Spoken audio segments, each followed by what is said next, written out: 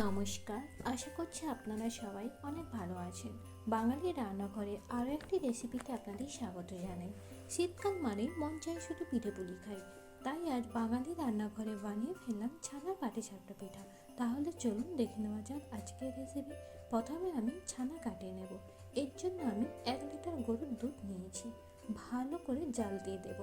যখন দেখবেন দুধ ফুটতে শুরু করেছে, তখন লেবুর রস আর জল বাটিতে মিশিয়ে দুধের মধ্যে দিয়ে দেবেন। এই দেখুন কত সুন্দরভাবে ছানা কেটে গেছে। এরপর জল ঝরিয়ে নেব। কড়াইতে ছানা দিয়ে হাত দিয়ে একটু মেখে নেব। এরপর এর মধ্যে দিয়ে দেব 2 চামচ গুঁড়া দুধ আর হাফ কাপ সুজি, দিয়ে দেব হাফ কাপ চিনি।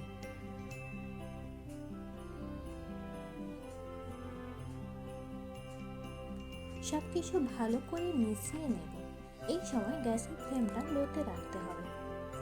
একটু চিটচিটে ভাব আনার জন্য দিয়ে দিলাম 2 চামচ ময়দা। টেস্ট বাড়ানোর জন্য দিয়ে দিলাম 2টো এলাচ। মিশিয়ে নিয়ে সব শেষে দিয়ে দেব গরম মশলা গুঁড়া।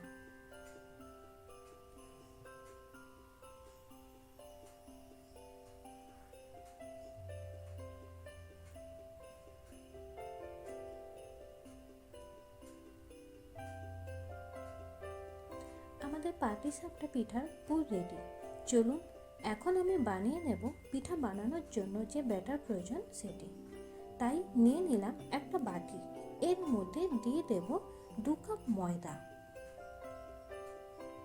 অল্প অল্প জল দিয়ে পাতলা ব্যাটার বানিয়ে নেব।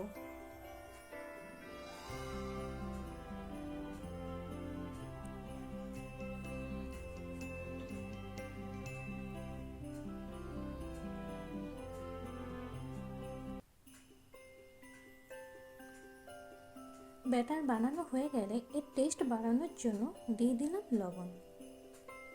এরপর কড়াইতে তেল ব্রাশ করে 1 চামচ লিকুইড ব্যাটার দিয়ে দিলাম।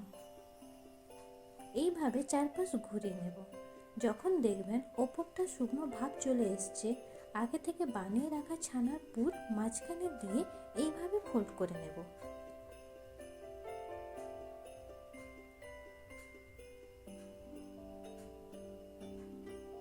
এই দেখুন কত সুন্দরভাবে আমাদের তৈরি হয়ে গেছে ছানার পাটিসাপটা পিঠা। এরপর একটি প্লেটের মধ্যে তুলে রেখে দেব। চলুন আপনাদের আবারও বানিয়ে দেখাই। তেল ব্রাশ করে 1 চামচ লিকুইড ব্যাটার দিয়ে এইভাবে ছড়িয়ে ওপরটা যখন শুকনো ভাব চলে আসবে, মাঝখানে পুর দিয়ে আবারও ফোল্ড করে নেব। যদি রেসিপি ভালো লাগে অবশ্যই একটি কমেন্ট করে যাবেন। তাহলে আজ আসি, আবার দেখা হবে পরের রেসিপিতে। ভালো থাকবেন, সুস্থ থাকবেন।